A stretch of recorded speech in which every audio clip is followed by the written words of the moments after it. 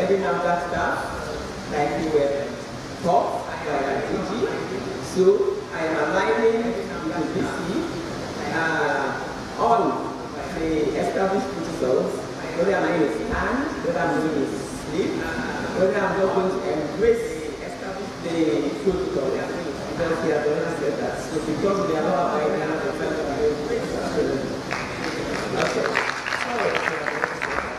I want to, first of all, thank all of you for being here. Like has been said already, I am representing my Director General, Professor Bishola Adeye, who is the DG of NAFDAC. I'm sure you all know her.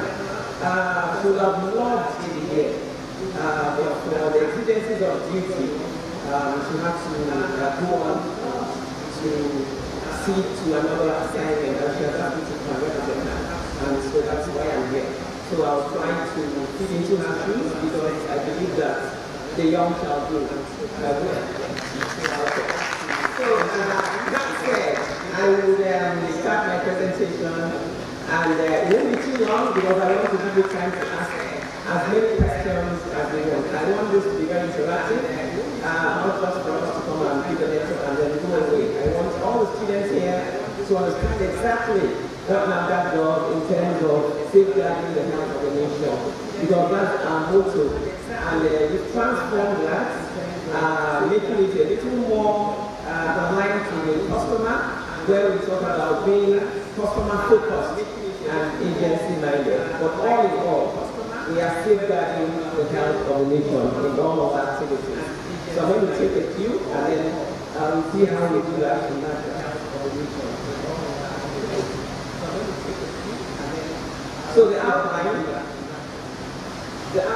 for my talk today will be an introduction, then the role of regulatory agencies in public health, then science as the background of public health protection, technology as an enabler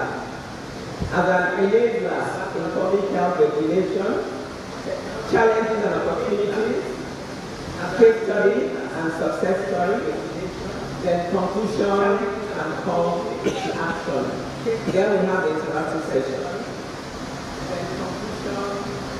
So for introduction, science and technology both drive public health advancement by enabling innovation in disease prevention, diagnosis, and treatment. They empower regulatory agencies to ensure food and drug safety, combat counterfeit products, and improve healthcare delivery. Along the line, you will see that we don't use counterfeit so much these days because we move with global best practices, and for some time it was causing some confusion in terms of the definition of counterfeit products. So the WHO has aligned and streamlined that so that wherever I use counterfeit products, sometimes you'll see that we're using substandard and falsified products. When I get to that slide, I'm going to explain to you the difference between substandard and falsified products instead of calling it counterfeit products. Even though sometimes that still works, because what's important about counterfeit products is that it is an intentional act to mislead, to deceive. That is where counterfeiting comes in. And I'm going to explain to you the differences between substandard and falsified as we go along. Then, as part of the introduction, we have strong regulatory frameworks supported by scientific research and technological tools, safeguard citizens' well-being, promoting economic growth, and a healthier society. We acknowledge that as we regulate the stakeholders who have a bearing on the regulated products, I'm going to tell you what the products are as we go along. We are not aware that there should be a balance between the regulation and enabling trade. So we don't strangulate stakeholders in the name of regulation. There's always a balance between the regulation and trade enabling. Continue with the introduction.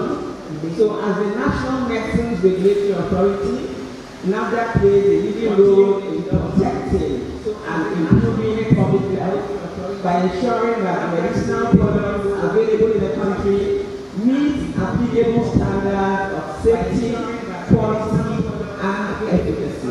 This is our core mandate. The products, there are 7 categories of products regulated by NAFDAC. You see it as we go down.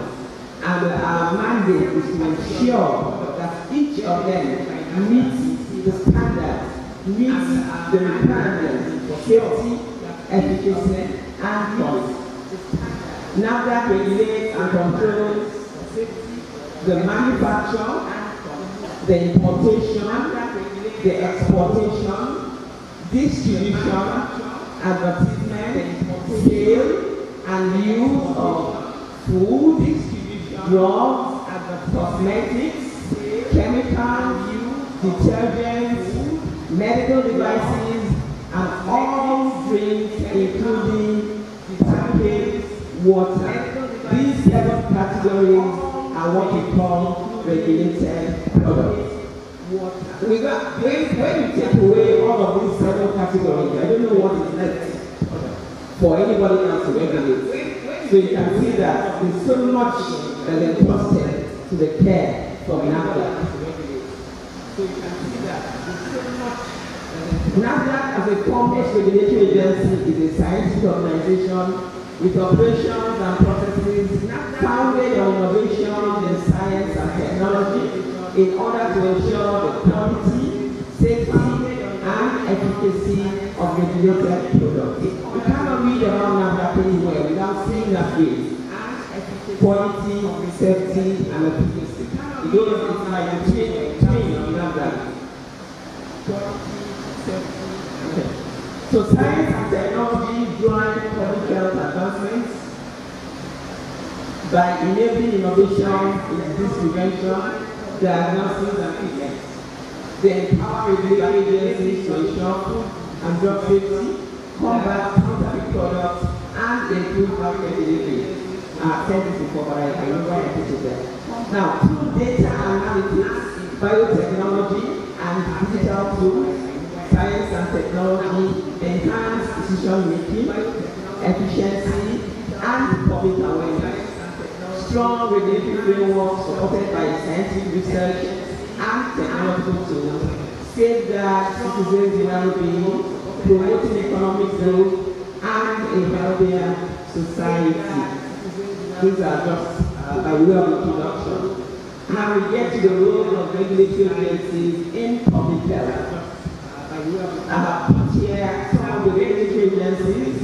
NAFDAC should actually be in the middle of all of these because, like we have seen, the 7 categories of regulated products that are entrusted into our head. But I've decided to just pick the other ones because it is a NAFDAC.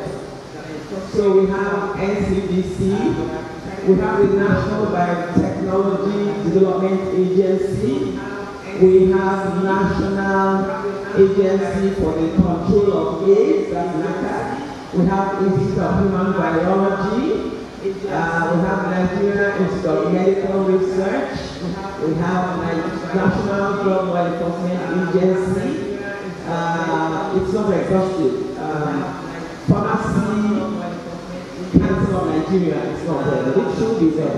By the way, yes, because of the council.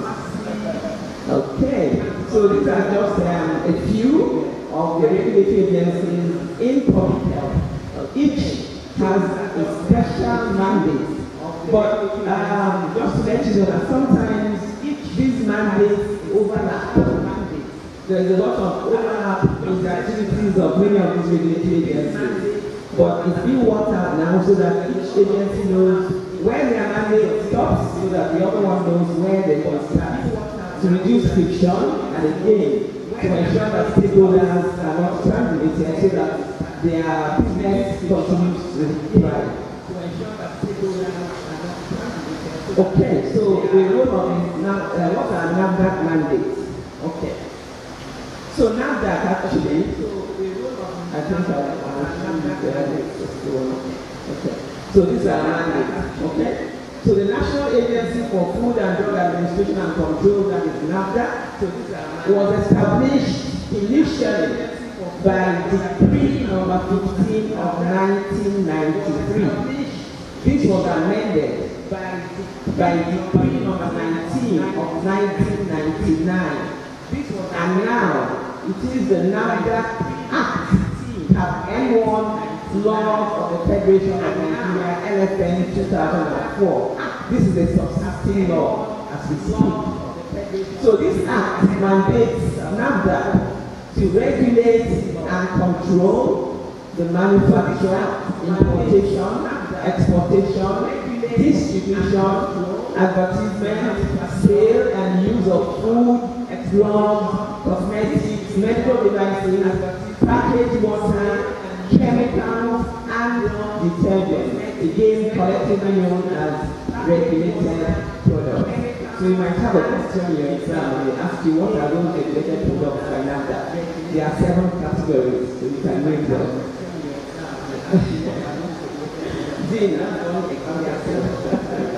Okay. Yes. So the role of regulatory agencies continuing. No. I'm not going to tell you yet. So can you go one step back? Let's see. Okay, go ahead. It's okay. All right. So we have challenges in regulation. Regulatory agencies face challenges like substandard and falsified medicines, which endanger lives by reducing treatment outcomes. So I'm telling you about the difference between substandard and falsified medicines. We call them SF in capital. They put the S to show plural. So what is the full meaning of SF? It's substandard and falsified medicine. Sometimes it takes the place of counterfeit or fake medicine. Now the difference between the two. Substandard medicine can be an output from an approved manufacturing facility, but because of poor practices in good manufacturing practice, they don't have the required standards, they don't have SOPs, they don't follow procedures. The product may turn out to be substandard. That doesn't mean that it was intentional. It was not intentional. But it doesn't meet the requirements, it doesn't meet the standards. Then for falsified medicine, this is deliberate, this is intentional. They want to mislead, they want to deceive by mislabeling the product. So both can be a health risk. But the punishment may not be the same because the first one was not intentional, but the second one was clearly intentional. So the falsified medicines are what people still call counterfeit medicine because it's clearly intentional for you to mislabel and then deceive stakeholders or the public. That's the major difference between the two. Food adulteration introduces harmful substances posing health risks. Porous borders enable smuggling of unregulated products, undermining enforcement efforts. Limited resources hinder laboratory testing, surveillance, and public awareness campaigns, weakening the fight against unsafe food and drugs. Right now, limited resources. What is a major concern now is that we don't have enough hands, we don't have enough staff to carry out that. There's so much for NAFDAC to do, and we don't have all it takes to do in terms of the staff, the personnel to carry out all of this. So that's a very big challenge to us. EG, you know, she's a go-getter. She's already typing, Googling her way of trying to make sure that we get the numbers we require. If you compare the number of staff we have to the number of staff, for instance, the FDA has, you will see that we haven't gotten anywhere. Yes, we are able to perform to the extent that we're performing. And by DG sometimes we say that we are trying to drain water out of stone because it's not easy when you have a lot of expectations and then you don't have the people to get the job done. Regardless, that's no excuse for us not to do the needful. So what we do now is that we bend over backwards, whatever it's going to take, we do to ensure that we safeguard the health of the nation. Okay. You have seen a lot of NAFDAC, heard about NAFDAC in the news lately as part of our regulatory activities. We have an investigation and enforcement directorate. We have a post-marketing surveillance directorate. So from time to time, we have regular surveys. We have intelligence gathering. So this was an outcome of that intelligence gathering that a lot was happening in the open market where drugs are sold. By the way, it's not the best place to sell medicine. In Kano, the open market has been relocated to the coordinated wholesale center, and that's for proper monitoring and distribution, so that the regulatory agencies, NAFDAC, Pharmacy Council, and all the others will be able to be together under one roof, controlling better the activities. So it's the same expectation that we want from these other open markets, the one in Lagos, in Onitsha, in Aba. That's where we are headed, because control will be better if they all sit under one roof. And there will also be windows for the regulatory agencies to sit with them under that. So there's going to be a lot less of all of these kinds of products. But because we don't have those coordinated wholesale centers running in Lagos, in Onitsha, and Aba as yet, the onus still on NAFDAC to ensure that we safeguard the health of the nation. And part of that strategy is what we have read in the news over the past month. That those 3 areas were shut down, and then we took stock of what exactly they had. The ones that were appropriate were allowed to continue, but the ones that were not, we had to seal them until we understand exactly how they got there, why they got there, and all of that. So the investigation is still ongoing. So that's a picture of NAFDAC destroys 100 billion naira worth of illegal drugs seized from Isunapan open drug market. It was an eye-opener. We saw so much. I'll get to the point where I'm going to tell you about the narcotics that were seized in that operation. Yeah, look at that. There were so many truckloads that I can't even remember how many that were taken away. All of either the products were not registered, and for NAFDAC, if a product is not registered by us, we assume that it's fake. Fake in the sense that because nobody has evaluated it, we don't even, we can't guarantee it. We can't allow people to take it because we haven't evaluated it. So if it's not registered, that's why we assume that it's fake. So all the ones that were not registered were part of those that were taken out. Some were already expired. Some the napkins were revalidated, meaning a product had expired, and then this fellow still behind somewhere, and then it's new dates on those expired products. And we know that the original manufacturer would have done a lot of stability studies before determining the expiry date of many of those products. So it means that the manufacturer didn't know what he was doing. He said this product will expire by December of this year. And then you go and extend it for another 5 years.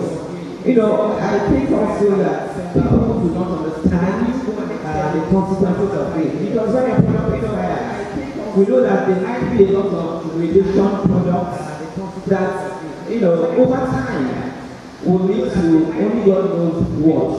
So this is why we encourage people, if you want to buy medicines, please go to authorized areas, go to pharmacies where you see our RX signs. You know that's a registered pharmacy. We expect that's where we advise people to buy their medicines from these registered pharmacies. And when you buy, ensure to get your receipt of payment. Should you have an adverse drug reaction, should there be any problem, you can always reach out to NAFDAC that will purchase from this location, and then we do active diligence.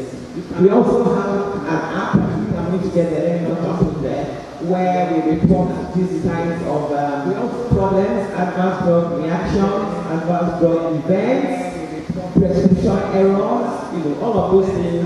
There's an app that you need to download, and then you take the box, you follow the posting, and then when you make a report, it goes to VigiFlow. VigiFlow is a WHO-initiated mechanism where they aggregate all incoming reports of adverse drug reactions. And this is also NAFDAC also gets into that mechanism. So we can tell what the problem is. So for such reactions, for such problems, there is a mechanism for both the healthcare practitioner and or the patient to make the call. Okay, we continue with the role of regulatory agencies in public health. Now, during this grade, we found that there were a lot of unregistered, unlicensed narcotic products in all of these markets. If you've heard about tramadol tablets, tramadol hydrochloride is a narcotic product meant for pain relief, right? NAFDAC only licenses tramadol for 50 milligram and 100 milligram dosage. That's what NAFDAC approves. But to get to the market, you see tramadol of 225 milligram, you see tramadol of 500 milligram for a capsule or for a tablet. If my DD will just say that anybody who takes it, that will fry your brain. So those are not allowed. They are not authorized. But we got loads and loads of trailer loads of this tramadol. And this is what all of these youths, I believe nobody in Ghana University is one of them. I can almost assure myself that that's not part of it. But it's important for you to know that these are products that you should not go near for any reason. They are not licensed by NAFDAC. In fact, they listed narcotic products for NAFDAC, but they illicit narcotic products fall under the purview of NDLEA. So there is a collaboration between NAFDAC and NDLEA in the fight against narcotic products. 50 milligram, 100 milligram, these we can register. Anything above that, that's illicit. And we have those over to NDLEA. Okay, so morphine is a narcotic product that only the Ministry of Health, only the Federal Ministry of Health is authorized to deal with morphine. No single individual is permitted. But we saw a lot of morphine. How it got to them, we do not know. A lot of them had so much of morphine in those stores that were not even the storage conditions were abysmal. But we saw a lot of morphine there.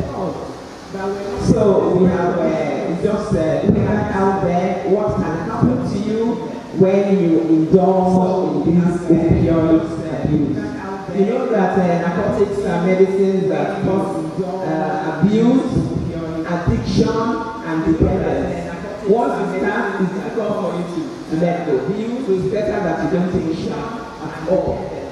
So for morphine, we've given that acronym MORPHINE MINE, where M is meiosis. This is an exam question again. You have to find out what meiosis means for the student. Then the O is out of it. It means it's knocking you out of your senses. It's sedating you.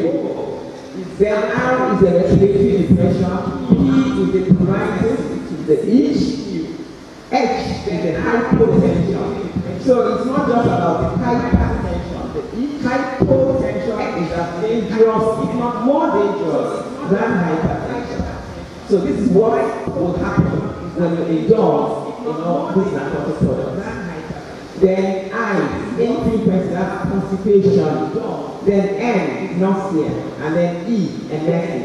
So there's nothing good, there's nothing to share about indulging in this. It's a noble area. For anybody who wants to be useful to himself or herself. And I believe, like I said already, that this does not concern any student of Girls University. I can almost assure myself of that. Okay. That this does not concern any student of Girls University. I can almost assure myself of that. Right. So science as the backbone of public health protection. Science research and innovation. We have microbiology, we have chemistry, pharmacology, in food and drug testing. So microbiology detects harmful pathogens in food and pharmaceuticals, preventing contamination-related illnesses.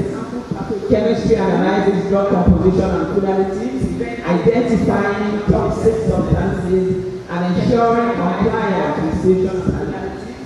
Pharmacology evaluates drug interactions, potency and side effects, safeguarding public health. So these disciplines collectively drive scientific innovation, enhancing regulatory frameworks, and promoting safer consumer products through rigorous testing and research. I believe that the microbiology department here, this chemistry, this pharmacology, no pharmacology. Okay. So this is microbiology. There's a bit of that in it. So good. So I think this speaks to what they know or what they should know. A bit of that in it. So good. So I think this speaks to what Alright, so science as the backbone of public health protection for food safety management. Remember that gas is science and drug, not only drug. But those scientific things are not talking about drugs, they're talking about drugs. So whatever we're doing, there's a balance between the food safety and the drug as well. So for food safety, there is HACCP. HACCP. HACCP stands for Hazard Analysis and Ethical Control Points. So this is used in determining, for instance, in a process, let's say we are making moi. In making moi, you will grind the beans, before you will wash the beans, or when you pick out the stones or the beans, you will wash the beans, you will grind the beans, and then you continue your process. So it is you will determine from the knowledge of making moi, what will be the critical control points in this process, where if I don't pay attention, something hazardous might happen. For instance, if you didn't pick out, let's say there were bits and pieces of glass or even stone in the beans before you started and you didn't pick it out. So that first point is already a critical control. You have to pay attention to that point before you continue the process.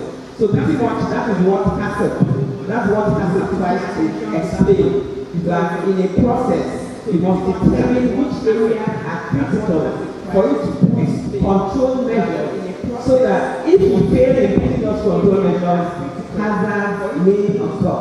So this is how we try to ensure that the food we eat remains safe. Same thing with food defense. That's the threat assessment and critical control points. So these are just the other one is vulnerability assessment and critical control points. But what we use, what we're going to be hearing most times in a food facility is HACCP. It's It's also used in pharma manufacturing, in manufacturing medicines by pharmaceutical manufacturing facilities. The same concept, the same idea that you must understand your process. You must know the product and must understand the process. That's the only time you can fit in those appropriate control measures to ensure that the outcome meets required standards and specifications. So just put that up for you to see how we also protect public health through science. Because that's up for you to see how we also protect public health through science. Then laboratory technologies, we use high performance liquid chromatography, that is HPLC, that's the acronym for that, for detecting contaminants in the laboratory. We have many of those in our labs. We have a central drug control laboratory in NAFDAC, and then many other laboratories. And this central drug control laboratory is both ISO certified and WHO qualified. So it's state-of-the-art laboratory where and WHO qualified. So it's state-of-the-art laboratory where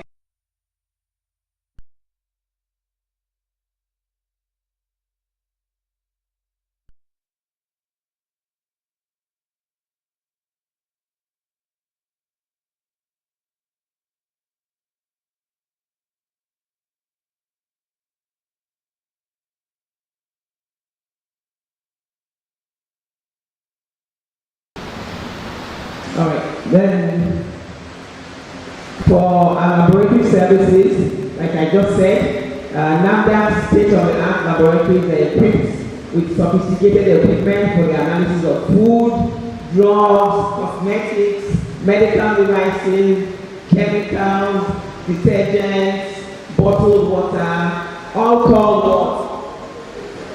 Called what? Regulated products. Okay. So these laboratories have ISO 9005, 17025 certification, and two are WHO pre-qualified. One of those two is our Central Drug Control Laboratory in Yaba. That's like the master laboratory. All of that feed into it.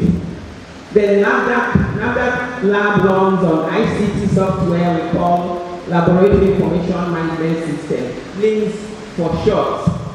This is used to manage analysis from submission of samples to reception of samples, documentation, to issuance of laboratory reports and retrieval of sales. So this laboratory information system is an initiative that we use. For instance, let's use one of the directories. Let's use the Drug Registration and Regulatory Affairs Directorate as an example here, for you to understand how the LIMS works. So for importers of medicines, when they submit the application to the directorate, they will have at some point, they will be given a permit to bring in their samples for registration. Now, these samples for registration, this is pre-registration, the product hasn't been registered, but this is our due diligence. So when we receive these samples for registration, they are keyed into the LIMS, Laboratory Information Management System. So from the desk officer's seat, he sits there and keys in each of those products submitted as a registration sample, keys it into LIMS. So the products are transferred immediately to the Central Drug Control Laboratory, even before the actual samples get to them. So this enables them to start whatever due process they need to do, and in all of that to save time, because we have a timeline. Right now we have just reviewed our registration timeline. It used to be 120 days, working days. For now, it's not realistic. We have moved it to 240 days. So the essence of the LIMS is also to make things faster, in terms of scheduling, doing the tests and all of that. So the people in the lab would have already gotten an idea of what products are coming. So they get that through the laboratory information management system ahead of the product. But they do not start anything until they see the physical product, until they also do their due diligence to ensure that what was keyed in matches exactly what has been sent to them physically before they start the laboratory analysis. That's just to tell you how important the laboratory information management system is. So it's used to manage analysis from submission, receipt, documentation to issuance of laboratory reports and retrieval of the same laboratory report. Okay. Yeah, I just wanted to make this very clear that the Central Drug Control Laboratory has sustained its ISO 17025 2017 accreditation for a long time, almost a decade, and this demonstrates its technical competence in 17 testing scopes. Testing scopes will be, is it calibration you're good at? Is it HPLC you're good at? So this, our drug lab, is very competent in 17 different testing scopes.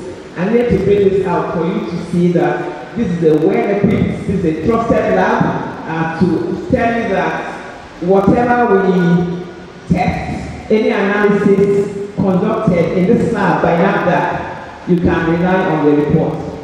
And this is the way that we safeguard the health of the nation. One of the ways.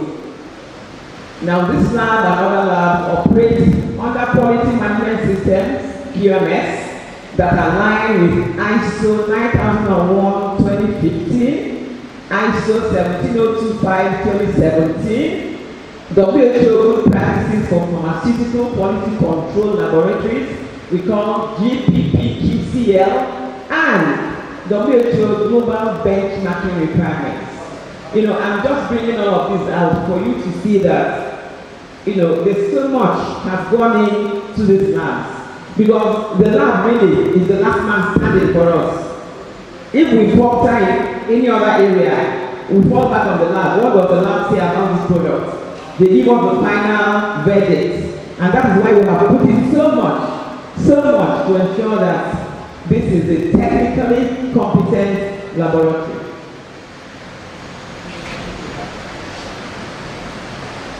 Okay. Right, so data-driven regulation. So I'm sure you have heard about track and trace systems.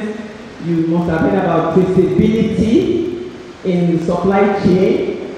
It's a very important aspect in medicines regulation because it's important for you to know what's happening to your products along the supply chain.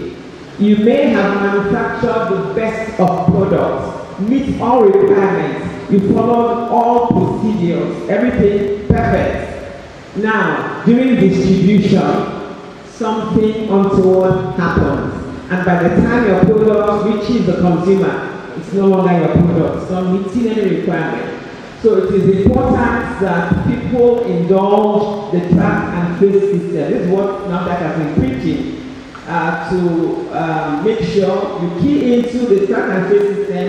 Even that will help you make sure that people are not even faking your products. Sometimes from the barcode you have put in your product, if somebody, for instance, takes out one pack, let's say of paracetamol, from a box, replaces it with another one, the track and trace system will flag it. So it's easy to tell when your consignment has been tampered with. If you really key into the track and trace and follow all the guidelines and requirements. So that's the digital tracking system for monitoring compliance and detecting SF products. So that one that will be, somebody will now come and take out the original and put the big one, will be an SF product. And that can be identified quickly. Use of scientific evidence in policy formulation and regulatory, what happened to and regulatory decisions. Okay. So let me explain what 5+5 policy means as part of public health protection. As part of our public health protection, 5+5 policy is geared towards enabling local manufacturers. Now, because you know that the policy thrust of the federal government is to encourage local manufacturing. So how does NAFDAC key into that policy to try to enable local manufacturers? So we have done a baseline assessment. We have determined that Nigeria has, the capacity. It's now an established manufacturing capacity for some medicines. So for those ones that we have the capacity to manufacture locally, we do not allow them to be imported. This is a very easy way to help the local manufacturers thrive. So that's one way, because as a government agency, we have to align, we have to obey what the federal government says. Then the fact that's for ceiling list. So any product we put on the ceiling list means you can't manufacture it locally, but you're not allowed to bring it in. You cannot import it. That's a way to encourage the local manufacturers. Then the 5+5 policy is also a way to encourage local manufacturers. Now, simply what that's about is you will have been importing your product because the product license is valid for 5 years. The registration product license is valid for 5 years. You are allowed to bring your product after registration. License is valid for 5 years. Now, before we allow you to renew that product license, you must give us a blueprint. There must be a blueprint from you, clearly stating how you intend to transition to local manufacturing. That's what the 5+5 policy is. So that blueprint will be there. Now, it's not easy to suddenly start building a facility from scratch. So we understand that. So it's also allowed for you to look through the already established manufacturers that we have approved. See who you can partner with, so that will now form part of the information you give us in the blueprint. If that is not submitted, you won't be allowed to register to renew that product. So at the end of that second renewal, there won't be any more renewal for you. And all of this is geared towards ensuring that we maintain our base in the country. If you remember what happened during COVID, we were all running another center looking for help everywhere. So we learned a great lesson from that. So we want to enable our local manufacturers. We understand that it's not everything that can manufacture. So we're starting with the ones they can manufacture. The ones that can be manufactured locally, they are still allowed for importation because there must be a balance. The Enthuse scan is a device for on-site detection of excess medicines. Yes, I'm told I have less than 15 minutes. Okay. Technology as an enabler in public health regulation. So we have digital tools for regulation. We talk about digitizing and digitalizing. So in digitizing, we are talking about our documents. You get a paper document, you need to transform it into a digitized document. Because there's now a system where every agency that has one thing or the other to do with a regulated product sits under the single window for trade that is established by the government. So it's easy for every agency to see what documents you have. For instance, if you digitize your registration certificate, the customs, when you bring the products in, the customs will already see it in the single window for trade and know that this is authentic, and then allow you to process your Form M and all of those things for bringing your stock, your products in. So e-registration and track and trace systems are used for counterfeit drug prevention. For e-registration now, we have something we call NAPAMS. That's an end-to-end electronic registration system. It pretty much does everything because it's very transparent. At every point, it tells you where your application is. If there are issues you have, if there are documents you need to submit, clearly you see. So everybody knows where every application is sitting. So that way, no officer can sit on any application because you can tell because each activity has set timelines. If your timeline is supposed to be 5 days and we see that it's now 10 days, even the system will flag it in red. So I as the director, I stand through, I don't need to ask any questions. I just pick out the names of those where I see red, meaning that they are not sticking to the timeline, and then you want to know why, what's happened. So it's very easy and it's really helpful. Then, of course, I talk about the single window for trade. The CRIA is what we use. It's a laboratory analysis initiative we use in areas we call high-risk areas. For instance, India, China. So NAFDAC has a set of CRIA agents in these countries. Now, what this does for us is, for any importation coming from either China or India, that product will first of all go through the analysis of CRIA in that country. If you bring any product in from China or India without your CRIA analysis report, it will be impounded. You know, we have staff at the port of entry and at the airports.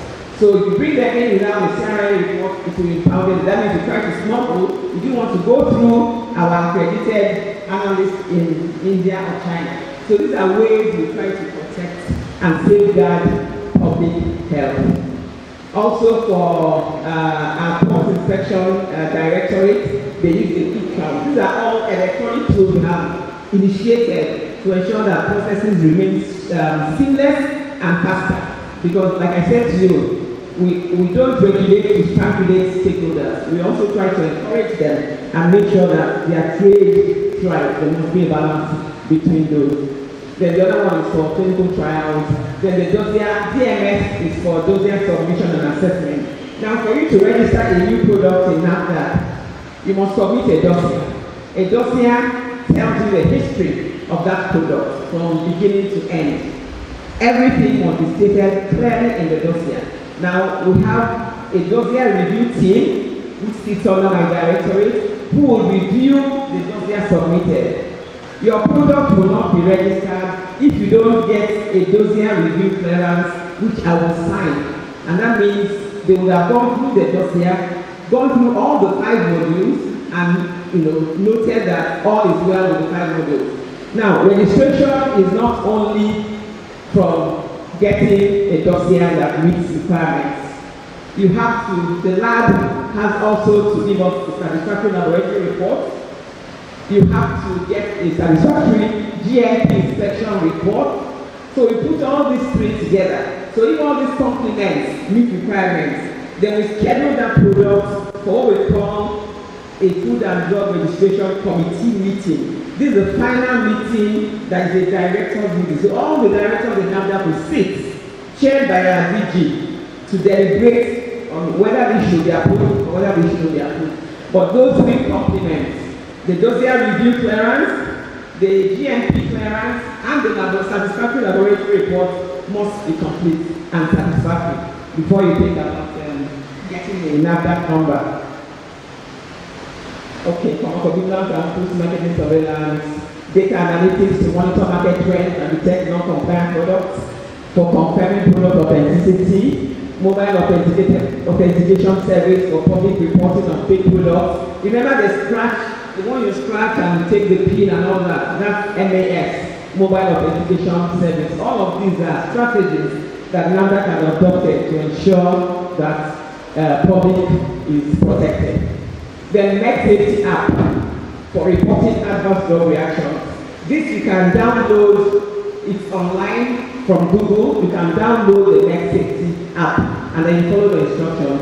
What this is for you to report adverse drug, I think I talked about it, adverse drug reactions, adverse drug events, medication errors, prescription errors, that's where you report. Both patient and healthcare provider can make a report on the Next Safety app, and then NAFDAC pharmacovigilance directorate will follow up because they key in to the VG flow of the WHO. Okay, let's go. IT, what's going on? They want me to stop.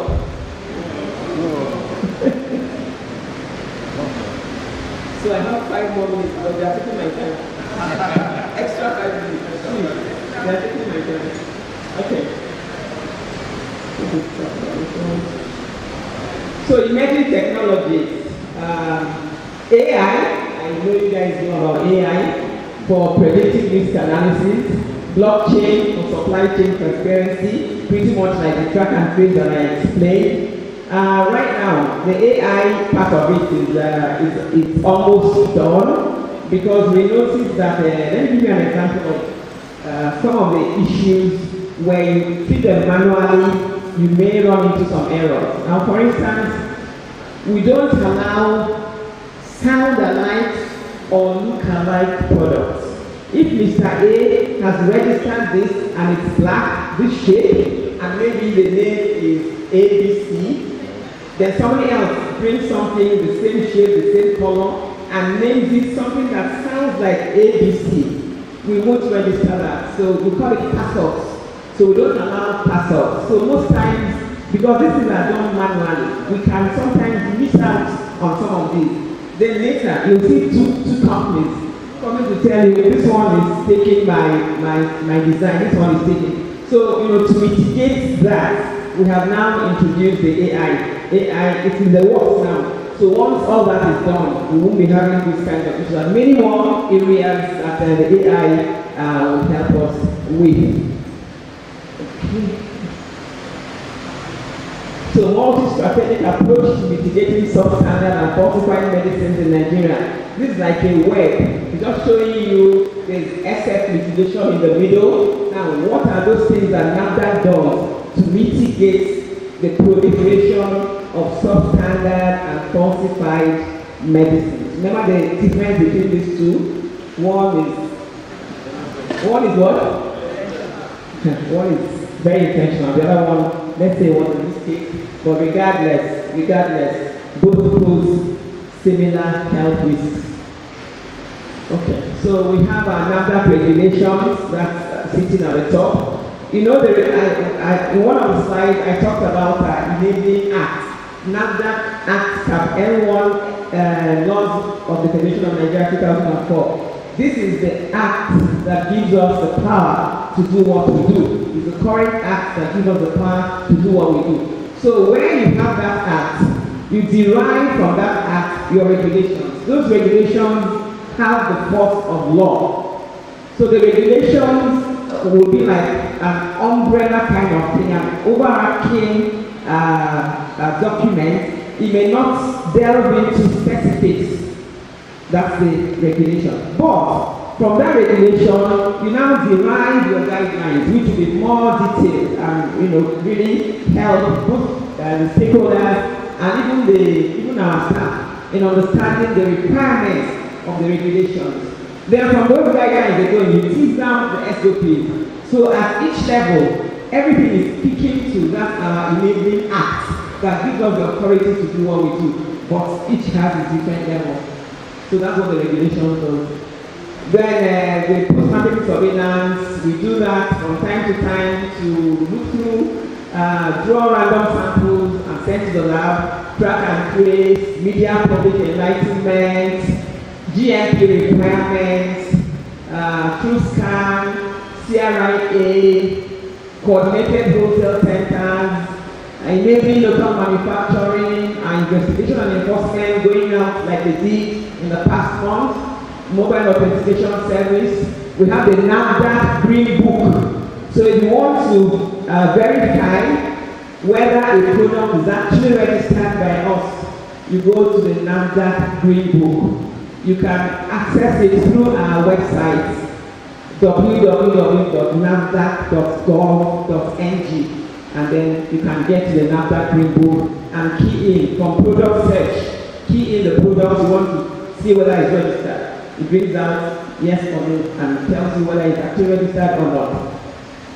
And then a lot of international and local collaboration. In fact, collaboration is one of our mainstay, is a strategy that NAFDAC uses in regulatory dealings. Because you can't do it alone, you must always rely on either the local people or your foreign collaborator. It's not a one-man show. Okay, activities that strengthens public health. Same thing, we talked about the 5+5 policy. We do the farmer layout reviews. This one is when you're erecting a new facility or when you're retrofitting an old facility. You must bring the floor plan. We need to approve of that floor plan before you proceed. Now the reason is because we don't want you to have spent money, spend a lot of money, and then we come for inspection and we say to you, no, you can't have a door here, you can't have this. That's the essence of this. So from the get-go, NAFDAC is involved in what you're doing. So if there's an error, it is on NAFDAC. Then we have a COSIA right here, expansion of the ceiling list. So the expansion will be if we determine, not by word of mouth, but it has to be data-driven, that there are more products that can be manufactured locally, so that those new ones will be added to the ceiling list. We used to have only like 11 products on the list. Today we have 36, because it's been established that those 36 can be manufactured locally.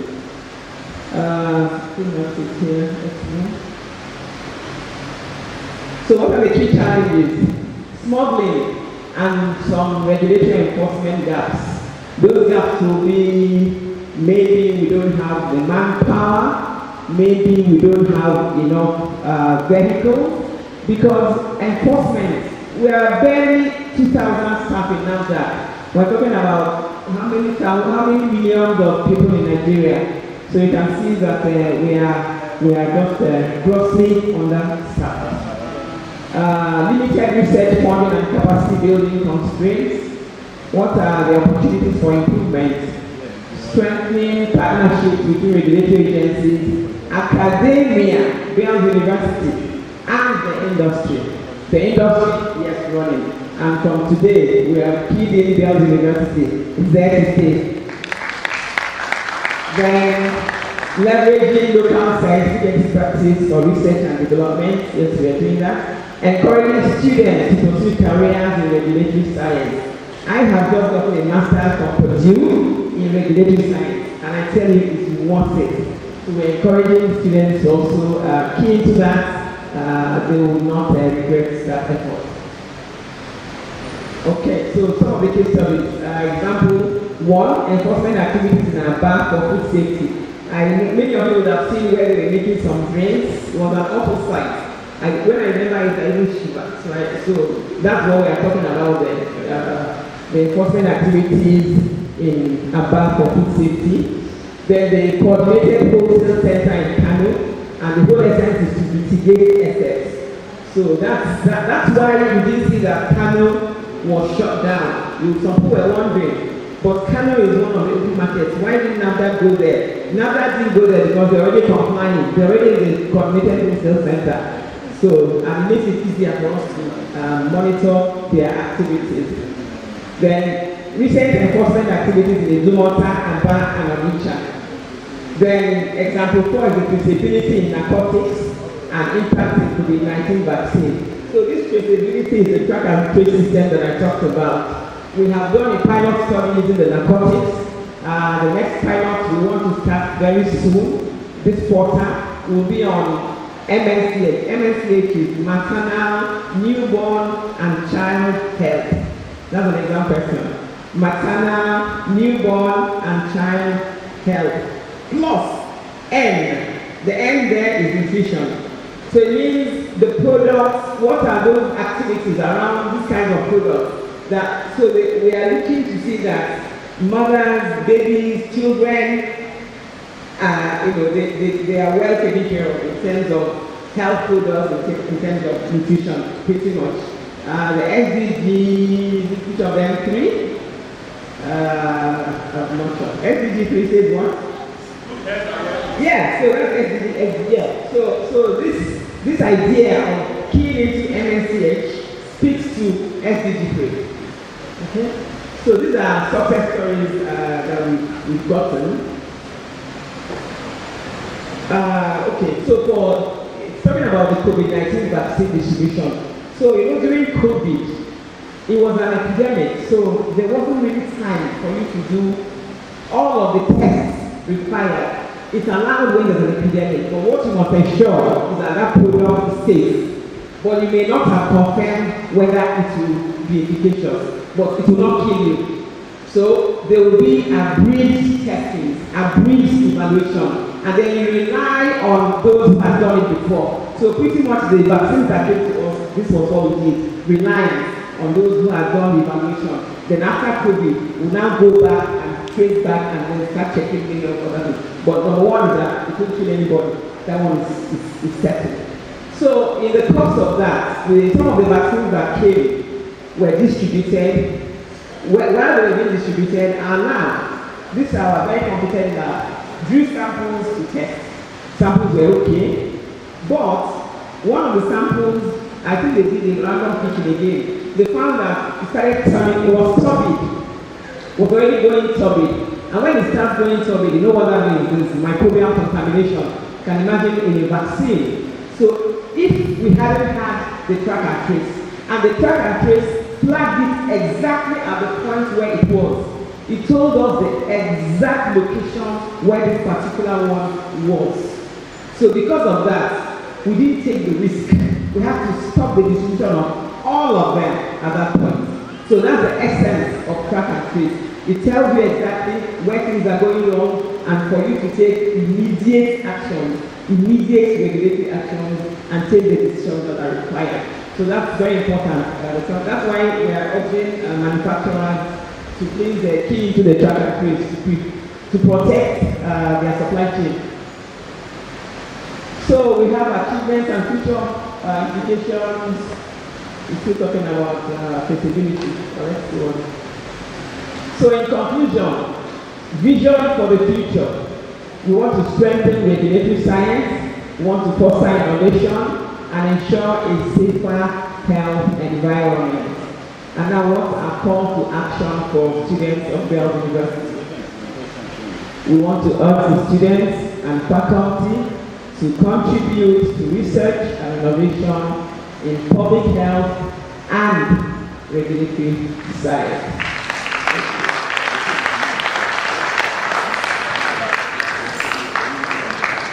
Big ovation for our speaker this afternoon, Pharmacist Uche Sani Apekene. Please let's sustain the applause. It's really a beautiful, educative lecture. Thank you very, very much. You can have your seat for some brief moments. Thank you so much. You must agree with me that it's been a very, very educative lecture and very exciting. There hasn't been any dull moments. I want to appreciate the guest lecturer. She is very conversant with what is going on in NAFDAC as the director, the director of drug registration and regulatory affairs. And we've seen all the intervention points. She has educated us on all that NAFDAC is doing, to safeguard the health of the nation, and areas where they have been employing science and technology to make the work easier, like the digital tracking system for monitoring, compliance, and detecting substandard and falsified products, and all the other interventions. And it really is a Herculean task. You must agree with me that this is a very, very Herculean task, and we appreciate the whole of NAFDAC. We appreciate, it's like you're putting your health in their hands. You must rely on, and that's why that NAFDAC number, as simple as it looks, is very important. Some of us don't bother about it, but it's really for our own good. That NAFDAC number tells you something. It says this product has been tested and it has been certified safe. So you can take it knowing that a body that you can rely on has tested and has given you the go-ahead to use that product. Once again, a hand of applause for our presenter. We are going to have a session of question and answer. Before I go on, my attention has been drawn to the fact that we have other members of the Alumni Association of University of Nigeria in Nsukka here. I can see that the chairman of our local organizing committee, Dr. Essie, is a very worthy member of that committee. Please, let's put our hands together for Dr. Essie. You know, you must be a good member, a productive member of an association to pull all your colleagues to support you in this kind of, in your time, you know. And a lot of other members are here. And I also want to apologize, I did not properly recognize the presence of the national chairman. Actually, we have the national president of the University of Nigeria Alumni Association. Please, I apologize. Queen Dr. Linda Onyekelu. And then we also have the branch president of the Ota branch, Mrs. Irene Enogo. Please forgive me. I want to call on Dr. Ogunshola to chair the question and answer session. Our hands together for Dr. Ogunshola.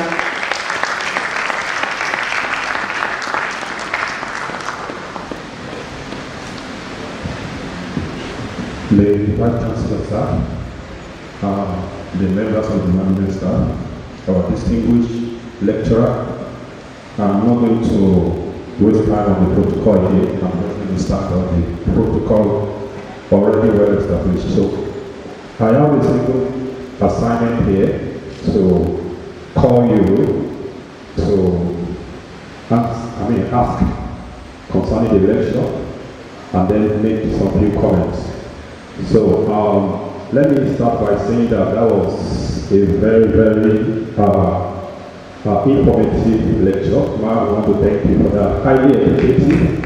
Let's put our hands together for that. I'm so glad to know the technology that the NAFDAC is putting in place in their activities. So the lecture is highly revealing now. You don't know you are making use of this much of technology, science and technology, application of technology in your activities. Now, I'm going to ask that if you have questions, you will need to first indicate and give you numbers. So, can we start now? Do you anybody with questions? Do we start from student or from? Oh, okay, from start. President Olubo, number 1. Our MC, number 2, number 3, number 4, sir, number 4, number 5, Prof. Anyakura, number 6. Please, I want students to also ask questions. Number 7, oh, okay, number 8, take note of your number. From the back, please, number 9, students. Oh, okay, number 10, where else, please? Number 11 there, and see your hand. Okay, I think that is all. Number 12, sir. All right, will you give room for all the 12 questions? Will you make it 3-3? 3-3, you answer after the first one. Can somebody help me, organizer, to pass this microphone to them? Or you want them to come up? Okay, can come up to ask your question. Please introduce yourself. Make it as snappy as possible, straight to the point. Thank you very much. Professor Oluwafemi Igboho, a parent here in Bells University, and at the same time a lecturer here, representing Bells University Parents Forum. I want to appreciate the guest lecturer for a very beautiful lecture delivered this afternoon. But my question is this: what is the role of NAFDAC in grassroots, at grassroots level? We have a number of unwholesome practices going on in processing our foods, and today we have a lot of cases of different types of sicknesses, cancer and all that probably are resulting from consuming this food that are processed in an unwholesome manner. So my question is, what is the involvement of NAFDAC at grassroots level to be able to help in this area? Thank you very much. Number 2 should please come. Number 3 should be prepared. Please don't let me call. Let's make it fast. Thank you, Ma. I'm concerned with controlled drugs. I'm interested rather in controlled drugs. You know, I know we're not talking about substandard or fake now. They're controlled drugs that are not supposed to get into the hands of our youths. You mentioned something that the Federal Ministry of Health is the only parastatal that deals with morphine. So how does morphine get into the hands of our youth? Is it not an internal problem? Does NAFDAC bring the torchlight on itself or on the ministries that are involved in regulating such drugs? Thank you, ma'am.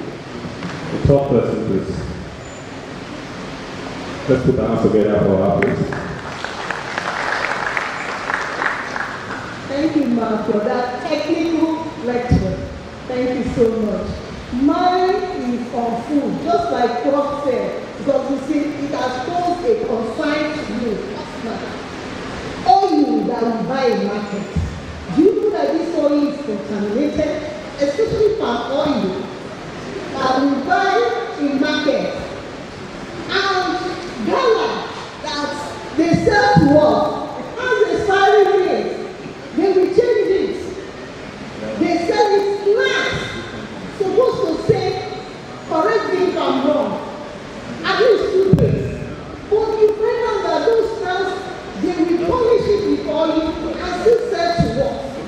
You people are doing my job a drug. Please, there is need for food. Go to grassroots and do something about the food we eat. Thank you, ma'am.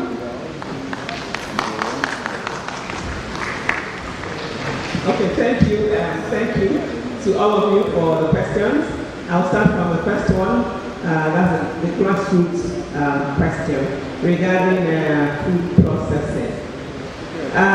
Just to let you know that our mandate as NAFDAC speaks to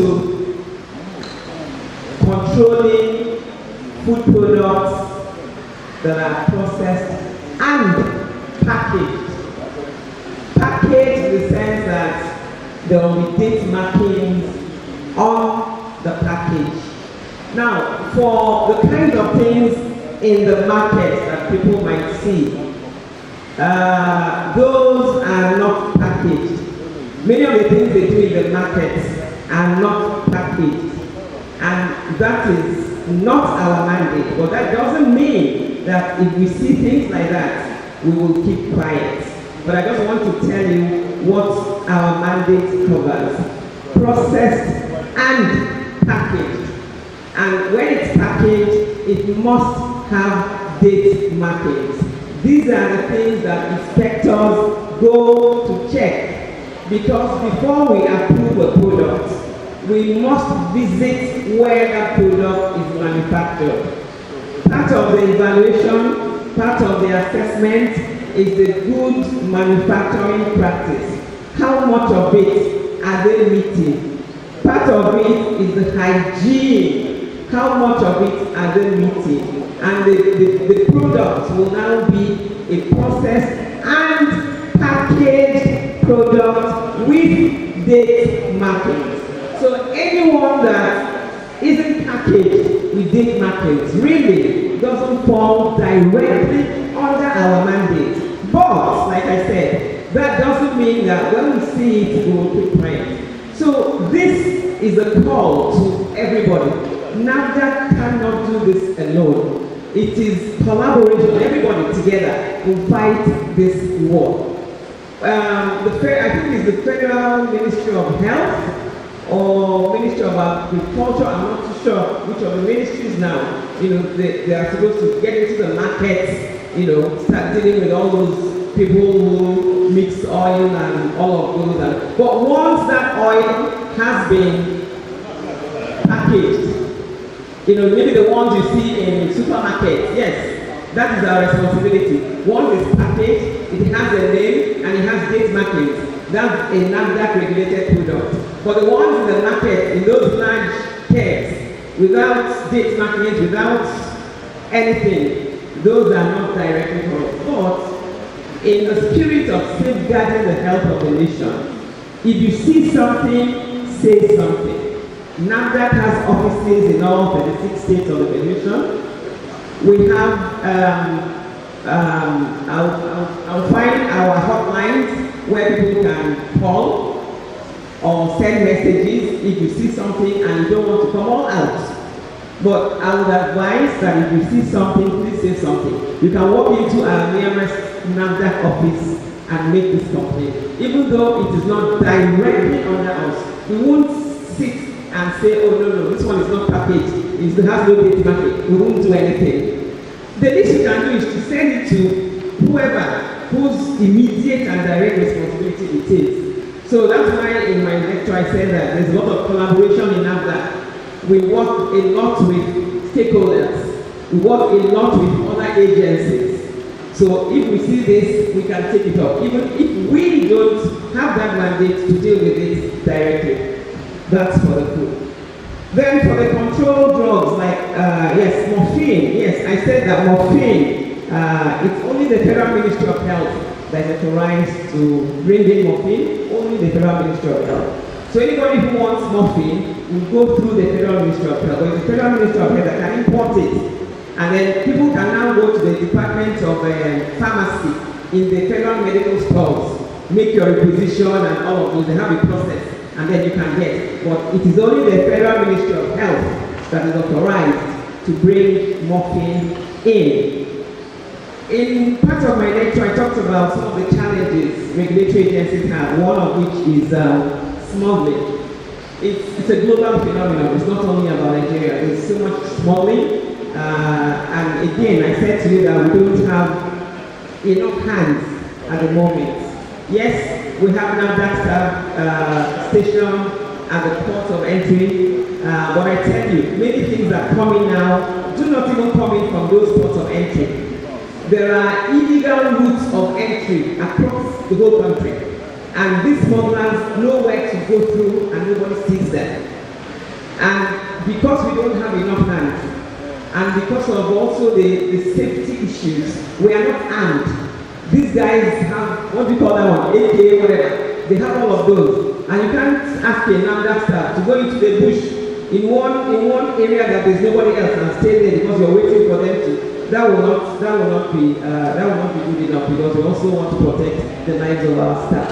So part of the problem is smuggling, and smuggling is not only concern NAFDAC regulated products, and again because of the unmanned borders and the porosity of these borders. That's why the morphine. I wish I could answer you and say to you, this is how we get to the open markets.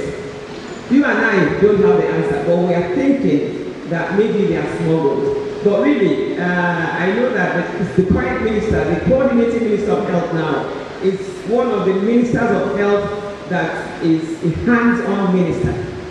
This minister will go to any length to ensure that the well-being of our citizens are protected. And he's doing nothing less.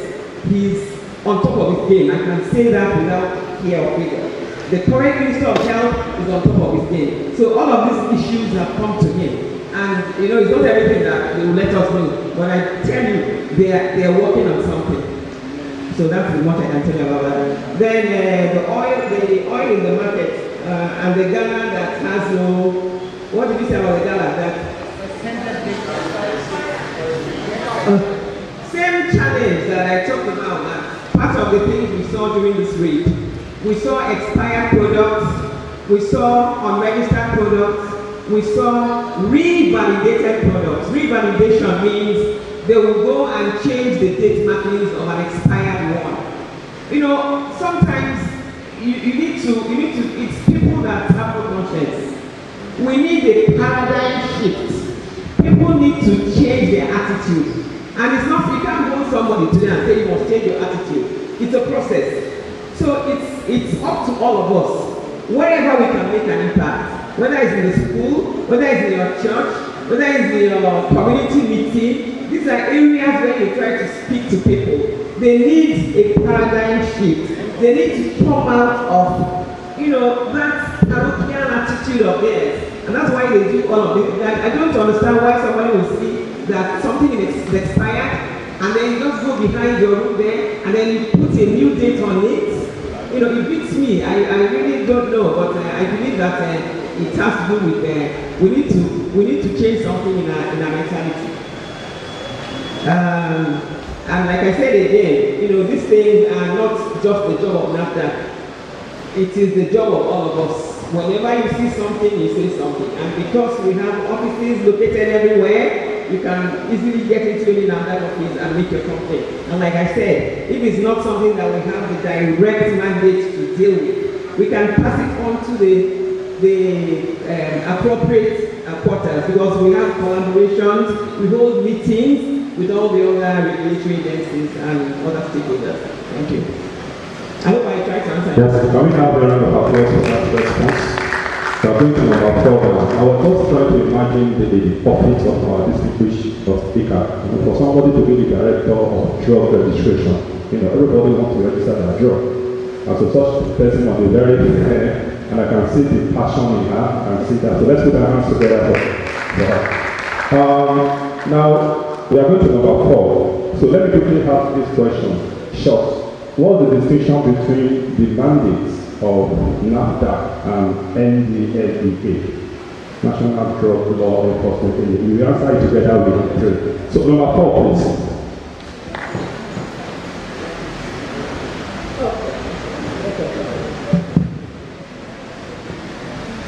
I also want to appreciate the lecturer for a beautiful job. You have left no stone unturned. You have proved that you are a worthy representative.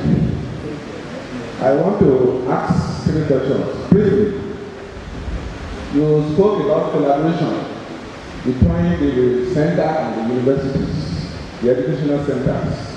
What are the exact nature of the collaboration? Is it possible for a PhD or master students to visit the NAFDAC laboratory for on-site studies or data analysis? Number 2, I want to speak on the issue of artificial intelligence. You have on-site and off-site operations, and the inspections of goods on the seaports, the airports, even the borderlines are done by men on ground. And over time, you have heard of cases of attack on them, even have cases of loss of life.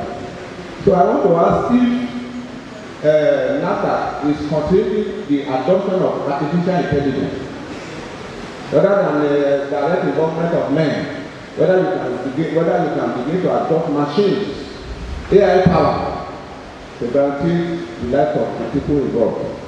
And number 3, I know that the operation is sometimes, how do I put it, a kind of temptation.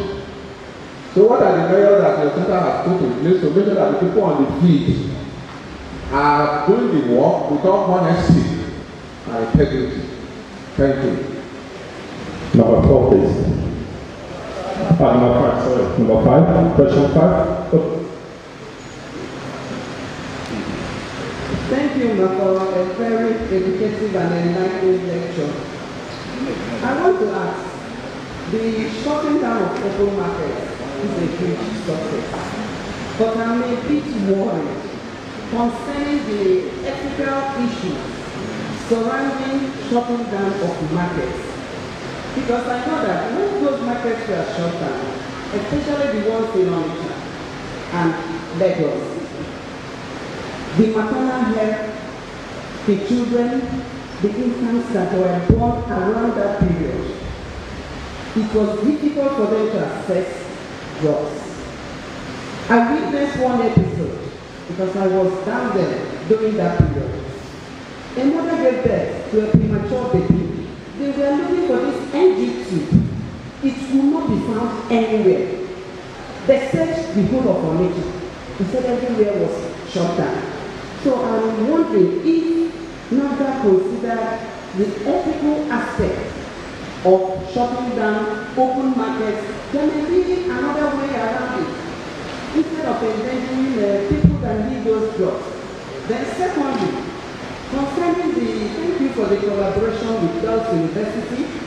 I believe that with this collaboration, our students will have access for IT placements in NAFDAC. and even to test their samples they do for projects, and also industrial visits. We take our students for industrial visits so that they can come and see the lab, know what you people are doing, and also can the lab be commercialized, like our students coming there to test, since we have many opinions that we can use. Thank you. Let's put us together for answer. Question 6. Thank you very much. I want to ask if NAFDAC has environmental protection procedure in destruction of those drugs, because we just carry them and then in the place of solving one problems, we are creating another problem. Because where do you burn them? Because I've seen some on TV, people just collect them, take them to job sites and set fire on them. We have careful of environmental pollution. Then the second one is, has been asked again about internal saboteurs. The internal saboteurs, people that collect bribes and all that. We have drugs that have NAFDAC number, but actually they do not go through those processes. And you may not be citing physical examples now, but there are some that we have seen in the past. And there have been cases of arrest and all that. Among the challenges, I didn't see that there. Then the third one is about the use of media and the collaboration with media.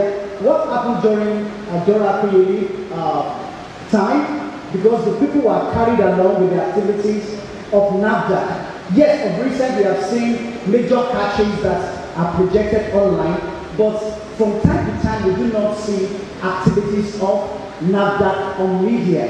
But at that time, a lot of people were really involved in following the activities of NAFDAC. How much are you investing to media? That should be made known to us. Thank you. Thank you. I think we can listen to answers to those two. For questions. Okay, thank you. Start with number 4. From your own question, it's mandate of NAFDAC and NDA, what the difference, right? Okay. So I think I talked about it when I was making a presentation that there are products that basically NDA deals with narcotic products, right? NAFDAC deals with illicit narcotic products. NDA illicit narcotic products. This is the major difference. So things like cocaine, heroin, all of those ones are illicit. Those are handled by NDA. NAFDAC deals with tramadol, which is an analgesic, a narcotic analgesic, but it has to be either a 50 milligram tablet or capsule or a 100 milligram tablet or capsule. Nothing above that. Any tramadol that is above 100 milligram is illicit, and that's the mandate of NDA. So that's the difference. Illicit and illicit narcotic products. Then collaboration. What kind of collaboration are we talking about? Okay. With academia, we can have right now we have a pool of experts who help us with things like during vaccines committee meetings. So we pull experts from areas where we don't have, enough capacity. Vaccines, yes. So we use experts from the academia who form the expert working group, and they need to sit with our staff, review applications of vaccines that have been submitted, make recommendations. We are not bound by the recommendations, by the way, but we can learn from those, and then we make a regulatory decision on whether to proceed with those applications or not. So we use them in such expert working groups. We call them from time to time in different areas. We use some for good manufacturing practice. We have experts. We've identified them from their previous work, so we reach out to them and they accept. So whenever we hold these meetings, most times they are virtual meetings so that people don't start traveling. We get their input. We before we take a final decision. So this is a good area where we acknowledge their expertise and we bring them on board. Then whether students can visit the lab, certainly.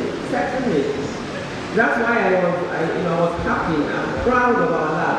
I'm very proud of what the Central Drug Control Lab has achieved. That's why I have finished my presentation. I just put that one there again. It's not an easy feat. We cannot commercialize it. It's a national drug lab. What we do is we attend to other government agencies. For instance, if customs, if they have something they need to analyze, they can send it to the NAFDAC lab. But we don't take samples from individuals to analyze. That will be commercialized, and we don't do that. But from other agencies, yes, we do that. So we can have students come in, and that will require you make a proposal to the Director General, which I believe she will be happy about it. Because we are very proud of what we achieved in the lab. So make a request to the Director General on exactly what you want, whether it's an expression, whether it's whatever it is. Make it very clear, and then we submit your application. I tell you, I think I will get to see it. Having it here, and I don't know what to recommend. Then for the AI. Part for you're talking about we using AI to do what now? In the field. Okay, so AI, like I said, we are just starting out the use of AI. AI is not entirely new, right? But for us in NAFDAC, we're just getting into using AI to solve a lot of problems. We have identified areas where AI will help us. But I tell you, this one of using it in the field, we haven't thought about it. So this is part of what I will take back to the DG that this came up here. Even though we haven't started using, but it's in the works for us to use it in our registration process, so that we don't start having issues where two companies have products that look alike, products that sound alike. AI can help us and mitigate that. But to use AI in the field, we haven't gotten to that much. But it's a point for me to take home. I've made a note on that. Then regarding honesty and integrity of the people on the field, well, I said again, there are bad eggs everywhere, even in this school, even in Bells University, there are bad eggs. I know the best are here, but there is no perfect system. There is no perfect system. So it applies to NAFDAC as well. There are bad eggs, I agree. But I tell you what, the DG is doing everything in her power to ensure that staff are comfortable. It's when you're lacking, you now want to say, oh no, this is not enough for me. Why don't I do ABCD? DG is making everything in her power worth it at this time, just to ensure that staff remain honest. Now, anybody who chooses the path of not being honest, clearly, if you're caught, remember, you may be doing it and you're not caught. And then there's people outside that will see, look at one person. Please, if you see something, say something. Even if you don't want to put your name, you can be anonymous. I tell you, the DG NAFDAC will act on it. If you see something, say something. Then we have a disciplinary committee. If you're caught, people have been dismissed because of these issues of honesty and integrity. People have lost their jobs. She doesn't look back on it because it taints all of us as NAFDAC staff. It taints everybody. So there's no, please, there is nothing like that. Once you're caught, the whole arm of the law will descend on you. So please, if you see something, say something. We are now collaborating. It's part of the collaboration. The partnership is already there. So we count on Bells University also give us the blow the whistle where you can, please. What's again? Okay, during the Apex Center. During the operation that access to drugs, particularly pediatric drugs, was difficult. Okay, yes, of course NAFDAC didn't just wake up. We didn't just wake up and say, okay, go and shut down all the markets. Let me tell you what. This was actually an initiative of the National Security Office. Not even NAFDAC. It was driven by the National Security Advisor's Office. So you can see the level, you can see where the initiative came from. Not even NAFDAC. So, we are just in partnership with the NSA in doing this work. So the NSA, they have a lot of intelligence. So it is them, they know what they have seen. Because drug security, by extension, has an, it speaks to national security. So they have seen something in terms of what people were bringing in, what people were storing in those places. So the initiative to do that, to go about this raid, was actually the initiative of the NSA. The NAFDAC, the police, the soldiers, everybody now came together to carry it out. So yes, these issues were concerned. But let me ask you, in the course of this raid or this activity, we found that some products, now for instance, a company has registered this, it has gotten a NAFDAC number. Now this same company goes ahead to manufacture this, right? And gives it the same number on all of them. These ones have not been evaluated by us. We know nothing. It's not in our database anywhere. We haven't tested anything. We cannot vouch for the safety, for the quality, for the efficacy. We know nothing. So would you prefer that we allow people to go and buy this? So, you do a risk-benefit assessment, and then you know where it's better to tilt towards. That's what we did. Then, what's the other one? Okay, environmental protection. Okay, the pollution. And let me tell you, we do a lot of impact assessments before we do this destruction. And yes, maybe we had an incinerator before. I think it's in the works, because really that is our procedure, that is the SOP in carrying out destruction, not just throwing the things in the open because of solution. But I must tell you that yes, the investigation and enforcement, they are the ones whose duty it is to evacuate all of these and destroy. If you go to them today, you will see that they have involved what do you call those people that take care of the environment? LOMA. They've involved LOMA, like 3 other government agencies. And these are people who will speak to how much pollution, the destruction will cost or has cost. So what I'm saying is that we get an impact assessment from the agency whose duty it is. Because if really it was a no-go area, NAFDAC wouldn't do it. NAFDAC is a law-abiding agency, I tell you. Because of our leadership, it starts from the top. My DG will do exactly what is right. She will do exactly what is right. So, yes, we consider the impact assessment before we do that. If you didn't see that we're using an incinerator, it means that we were allowed, it was approved, because we don't just go and set fire on those things. The agencies involved, who will give us the clearance, who will give us the certification, who will say go ahead, they are part of that destruction. So maybe this question will go to those people, those agencies that allowed us to go ahead, because that is their own mandate. So if they give us, if they say okay, it's okay, go ahead, then that's what we did. Then what's the other one? I'm done? Yeah.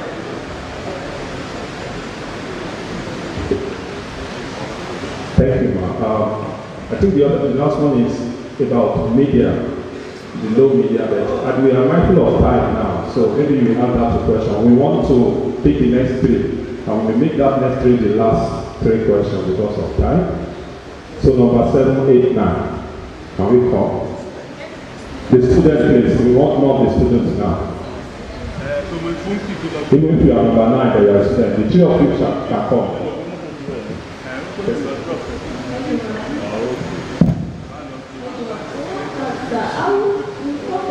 Lack of shops and other resources. We talked about the lack of shops and other resources. How are you going to how is NAFDAC working for capitalizing things? And my second question is that how does the tracking system actually work? Is it with the barcode or something? And number 3, how are you to engage students in this research system? How are you to employ it?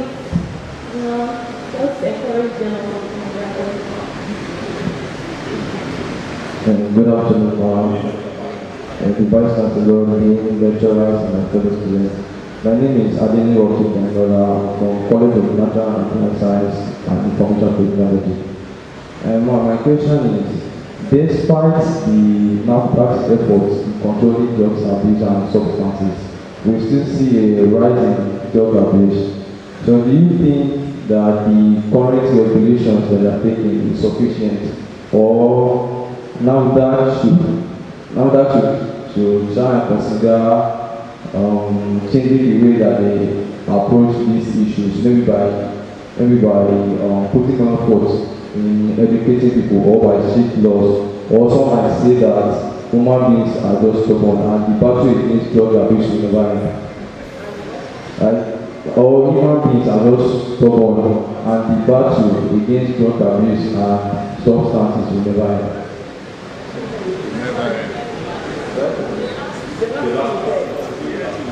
Right? I'm saying that, do you think that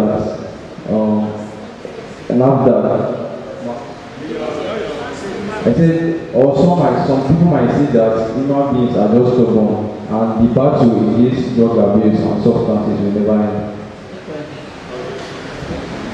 Last question.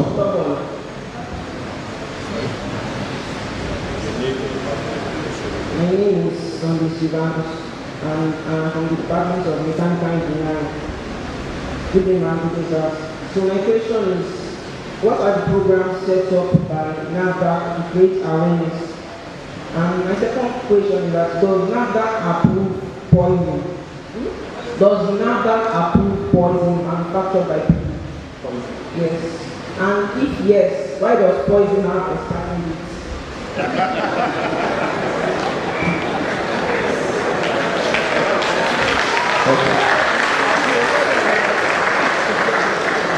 So I don't have the power because I want to collect salary. I can't stop the boss from asking questions. Should we give them? Okay, please, let's go. Make it straight to the point. Straight to the point. Good afternoon. My name is Okego Amize from Industrial Chemistry. My question is that you complain about the lack of manpower. Let us ask that we accept students interns in NAFDAC now. Good afternoon. My name is Abdul from College of Chemical Science. I wanted to ask you about the IT services. Now, what kind of research was NAFDAC for? Because I'm really interested in unproductive functions of drugs and food. You know, I want to know if NAFDAC for such kind of research. Okay, if you can talk about it, you can finish. According the IT program, do they offer like cognitive functions research, like researching the function of food, the cognitive aspect of human being? Is it IT you're talking about?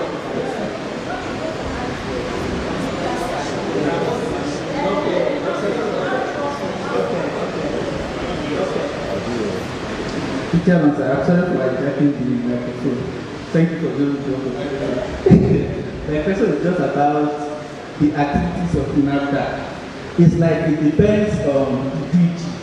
When Adora was the DG, we had a lot of noise about NAFDAC. We see what they were doing. After Dora, everything went down. Now, Professor Adeyeye here now is keeping tempo now. Are you sure that when she leaves, this tempo will not go down again? Thank you. Okay, so So before you respond, this is not a question. Okay. So you can see that many of us are interested in the collaboration, and being the director of linkages and partnership, I hope we see have to continue to talk on that. Have a place with NAFDAC. Thank you. So let's listen to response to all the questions. Thank you, ma'am.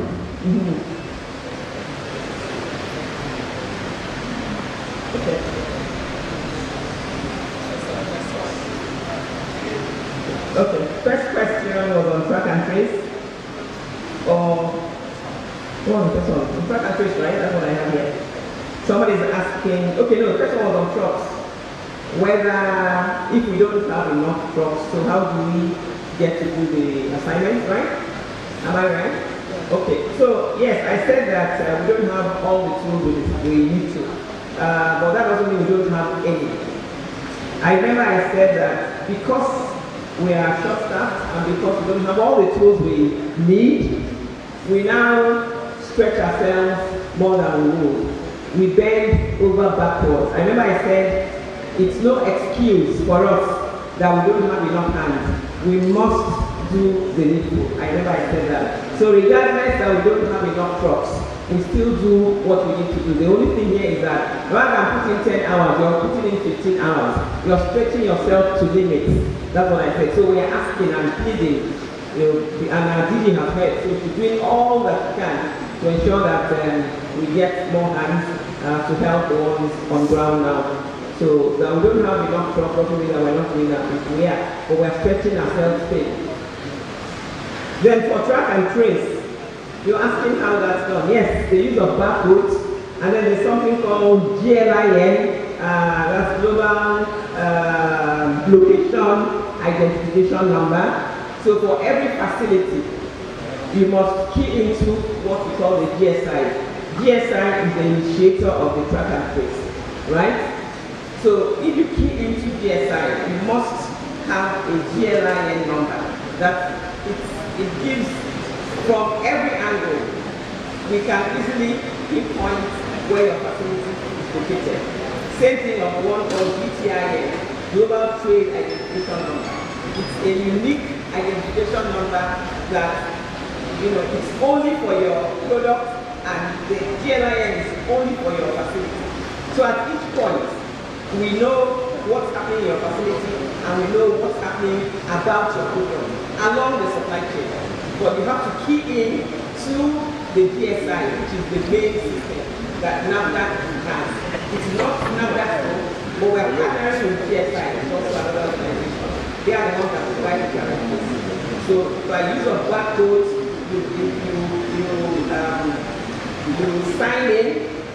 you sign in using your GLIN, using your GTIN. It's an IT thing, so it keeps recording information, pulling out a database, and the whole essence is the visibility. You want to have visibility of your product at any point along the supply chain, and this makes it very possible. Just like I explained using the vaccine during COVID.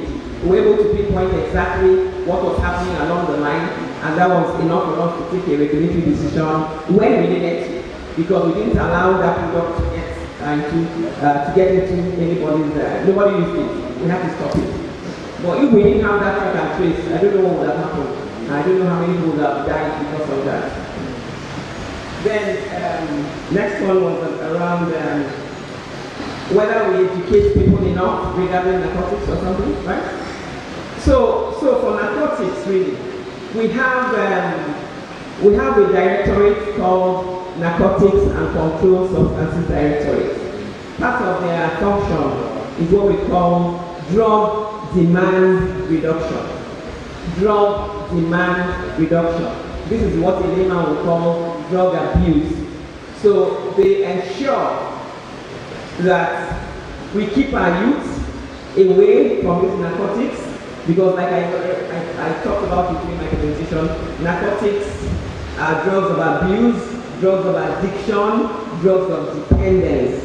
So we keep our youths away from these drugs by being their role models. You can be a role model if you're the pastor, If you're the community leader, if you're the parent, if you're the teacher, you can be a role model. So it's not only about NAFDAC doing this. So all of these people can play their role in educating the youth so that they keep away from these drugs of abuse, these drugs of addiction, and these drugs of dependence.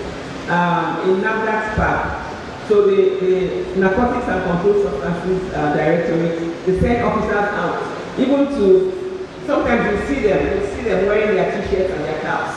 They go everywhere, they go to the market, to go to those areas where we find all those kinds of boys. And you know it's only a risk on their part, but regardless, we still send people out to see how to talk to people, you know, tell them that this is not right, don't do that, give them handouts, if they can read, you know, stuff like that. So now that we try to do that, and we are now asking that others also play their role in helping to keep youth away from this. And okay, yeah. Then the next thing is on how do we include, what was the question? Whose question was the next after the one on drug abuse? What? Oh, okay, expiring date of poison. Okay, first of all, every drug is a poison. Every drug is a poison. It now depends on whether you're using the drug as recommended. Once you don't use the drug as recommended, either by the manufacturer or your doctor, it turns into a poison. So this poison has the NAFDAC number. This poison is registered, but it's not registered as poison. It's registered for your health benefits, but you have chosen to make it a poison, and you cannot hold NAFDAC accountable. We have told you to use as stated. If we say use only one tablet, we're going to use 10. And then you tell me that NAFDAC registered the poison. No, we registered the drug to help you, but you chose to turn the drug into a poison. Now, the ones that are actually poisons, we don't register, but you can have approvals. This one sits under, we have a directorate called Chemical Safety, Chemical Evaluation Directorate. This is where all of those chemicals, which are almost all poisons, sit. Products there are not registered, but they are approved. You get a pen.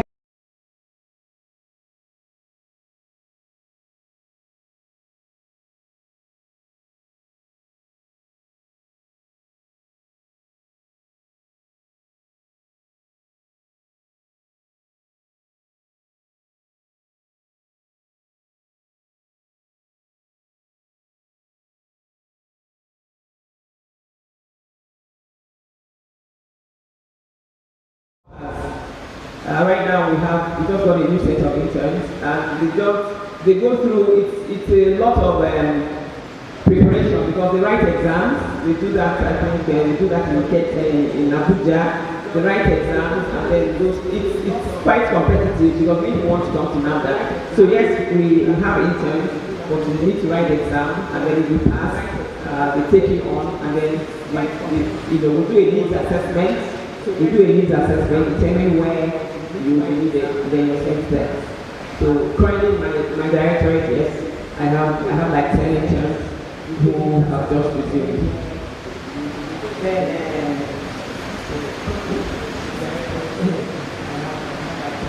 okay. So this question, joint research, funding and co-funding research. This is even though I'm representing my jockey, I'm still a civil servant, and there are issues we are not allowed, even if you've been asked to go and represent, right? Now, for instance, if the DG will be around for a while, he writes to all of us directors, and then mandates the most senior director that I'm handing over to you. However, issues of finance refer to me. So for this, I'll take this home and present this with you. That's my answer to this one.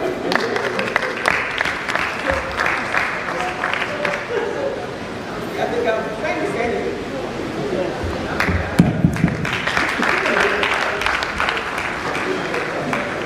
Okay. No. Okay, yes, so your own question. Whether all we do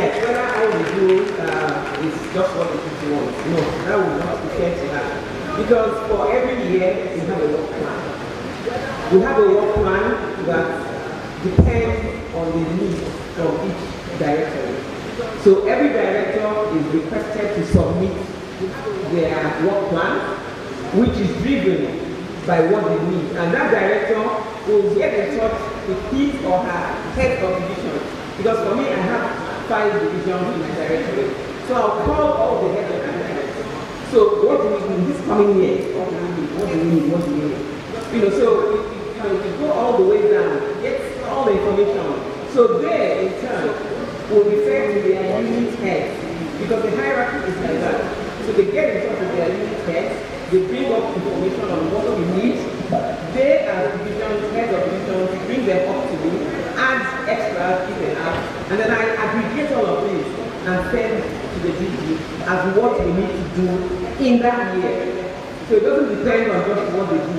So what the IFC is really doing is an accumulation, an aggregate of what the entire number has decided to do. So it's systemic, not a one-man show. A round of applause again for our speaker. We thank you and we appreciate you for doing justice to all our numerous questions. And you must agree with me that this has been a very fruitful session. Without much ado, we will go on quickly to present gifts and recognition to our best students. Belstec has a habit, we have a culture of encouraging our students and motivating them by presenting them with plaques, gifts, the students with the highest cumulative GPA in every department. So from the College of Natural and Applied Sciences, we have 4 departments. So we're going to call out 4 students that ended the last session 2023-2024 with the highest CGPA in their department. So to man this, I'm going to call on the Dean of the College, Professor B.N. Atasie, to present the gifts to these students. I'm going to call them out quickly. Please, from the Department of Biological Sciences, Onupo Raphael Odera, with a CGPA of 4.9. From the Department of Physical Sciences, Olatunji Ebuoluwa Nikemi, CGPA 4.89. And from the Department of Chemical Sciences, Olatunji Felichayo Elizabeth, with a CGPA of 4.86. The Department of Physical Sciences, please can I have the head of department to come and, or a representative of that department to collect the gift on behalf of Olatunji Ebuoluwa, or a representative of that department to collect the gift on behalf of, from Chemical Sciences, Olatunji Elizabeth. Okay, and from Chemical Sciences,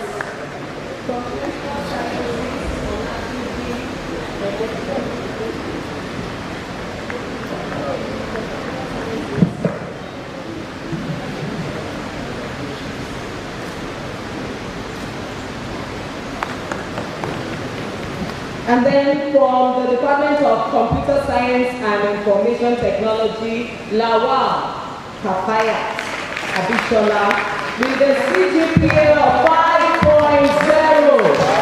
Let's put our hands together for Lawal Kafayat.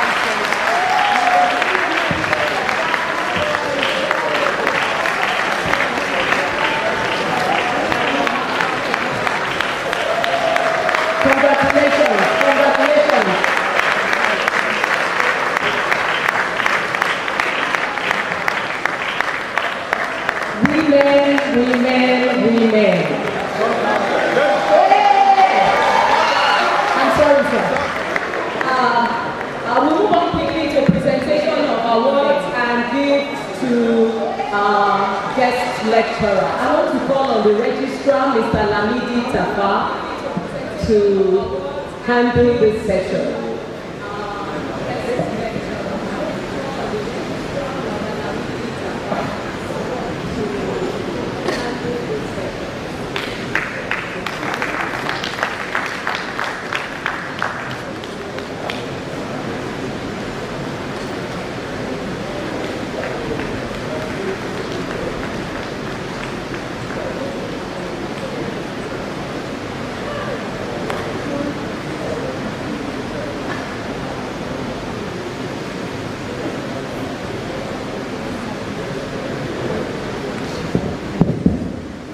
Very distinguished ladies and gentlemen, we have listened to the lecture, and through this lecture, our guest lecturer has contributed to knowledge in this university, and for this we are very grateful.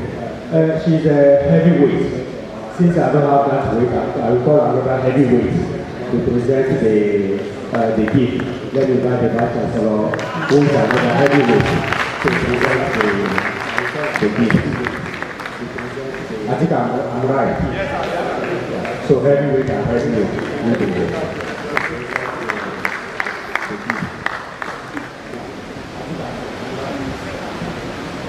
Well, in Yoruba Palace, he said that Omakemika is the religion. That is the offspring of an elephant. It's always also an elephant. So it is as if the DJ herself. Here. You fitted so well to the shoes that really you are detailed, your presentation was explicit for all to have 12 questions. And that you are all after. So bring your time. Congratulations. Well done. On behalf of the College of Natural and Life Sciences, the first college in Bells University of Technology, Ota. This presented to Professor Bujola C. Adeyemi on the occasion of College Lecture Series 18, titled Safeguarding the Health of the Nation, the Role of Science and Technology. And I'm going to say that you did that excellently well.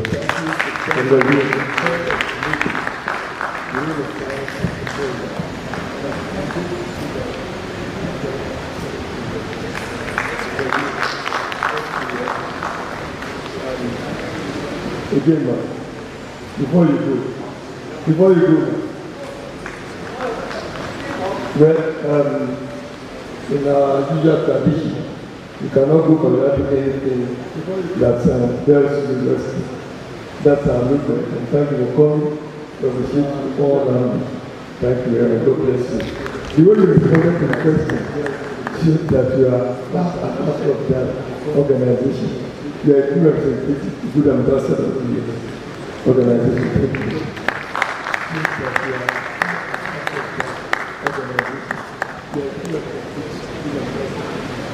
Thank you very much, sir. Please, sister, please don't go yet. The college wants to appreciate you. I want to call on the dean of the college for the presentation of the award to the VC. Yes, we appreciate masquerades.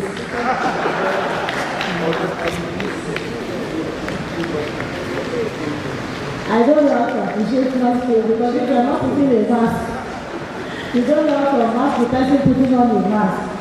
That's I don't know how to award of good leadership. You are presented to the Professor of on the occasion of College Lecture Series 18. In recognition of the invaluable contributions to the growth and development of colleges, especially College of Natural and Applied Sciences and Bells as a whole. You are so awesome, sir.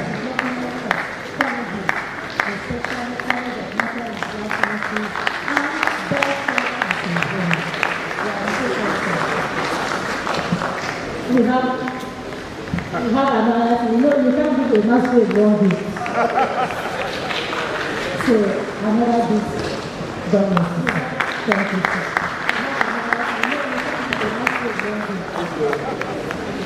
Dima, please don't go. The college also wants to appreciate you for your contributions to the progress of the college and your role modelship, if I may use that word. I want to call on the librarian, Dr. Felicia Yusuf, to do us the honors. Thank you very much. Thank you very much.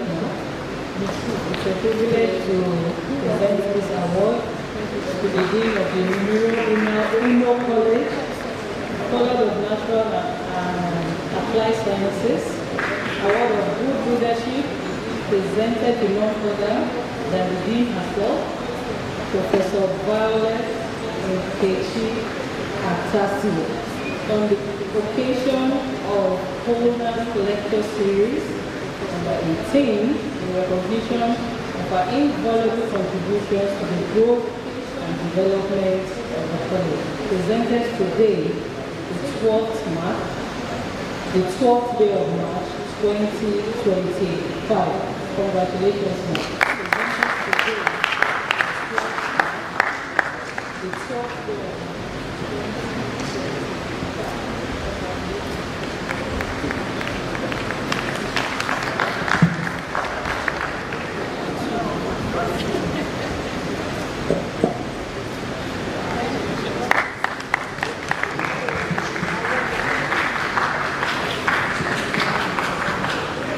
Thank you very much. We are getting very close to the end of the occasion. Please be patient. We have a gift for the students with the highest CGPA 5.0. Please permit me.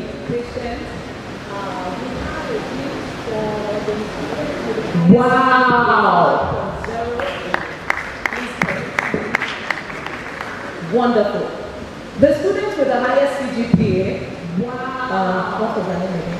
Kafayat Lawal, has just received a scholarship to do masters by the Global National Resident President of the University of Nigeria Alumni Association. A round of Hallelujah! Wonderful. Wonderful. I believe every student here is motivated.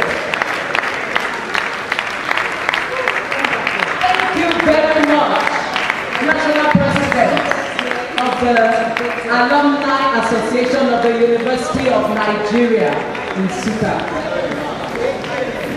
Collaborations are already taking place. Congratulations, Ms. Lawal. Congratulations. Thank you very much. And to give the vote of thanks, I want to call on our Deputy Dean, Professor Augustine Ademola. Thank you, sir. And to give the vote of thanks, I want to call on our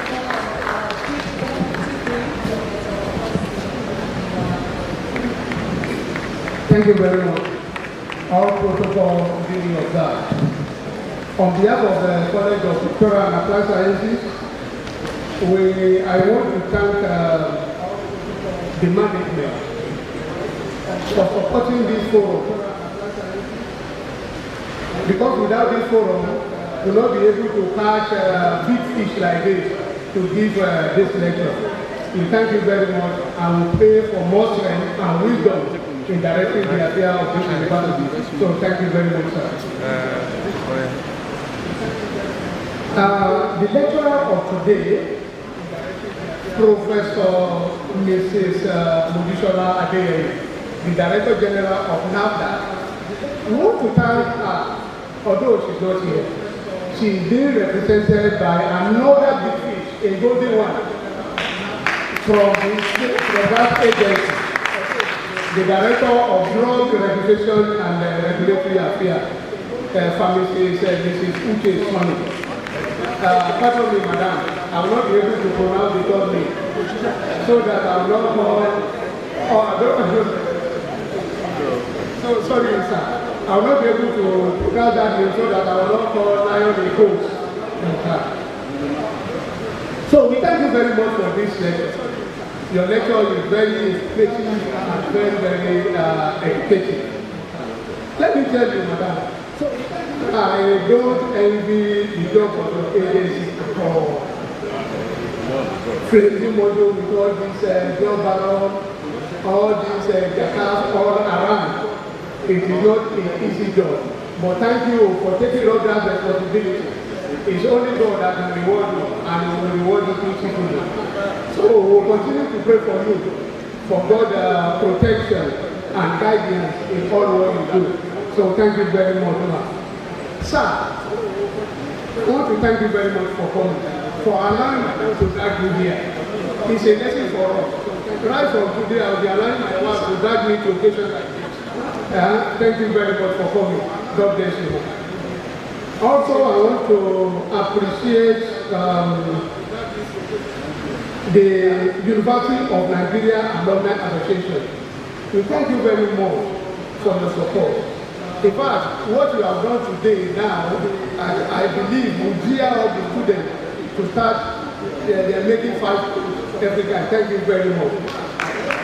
Also, I want to thank the representative of the DUPF. Thank you for your support. I know you have been always supporting us. Thank you for your support. We will still be asking you, so continue supporting us. Thank you very much. So, I want to thank all the professors here present. I want to thank you for coming and for staying from the beginning to the end of this. Thank you very much. We also thank all the deans of other colleges that are here.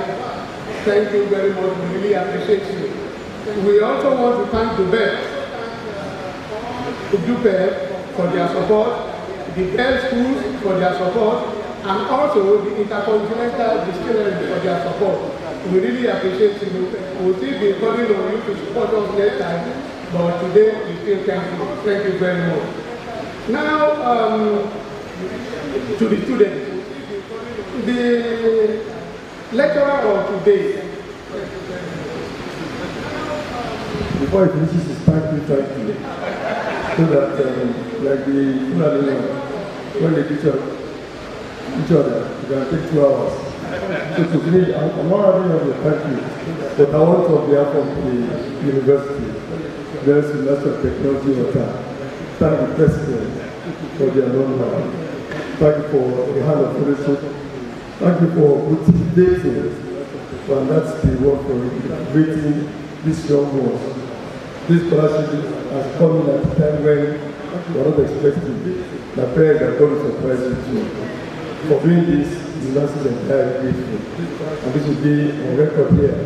That you came in here, you saw and conquered. Thank you very much.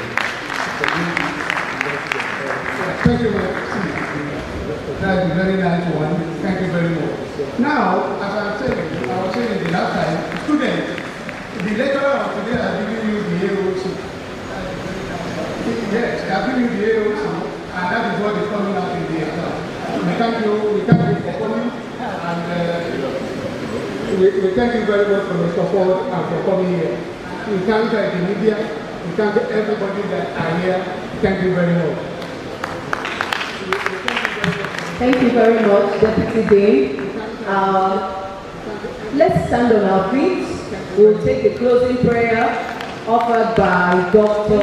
Bashiru Bello, and then we'll take the Belstead anthem and the national anthem. Afterwards, we'll just stand and allow the principal officers with our guests to file out before the rest of us leave the hall. Thank you very much.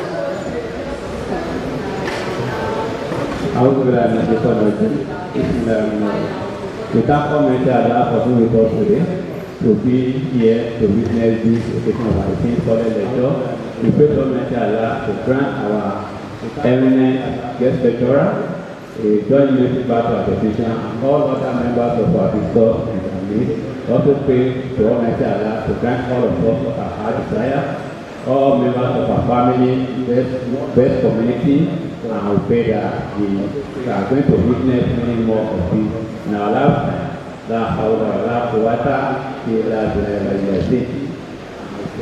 Amen. Bell second. Media.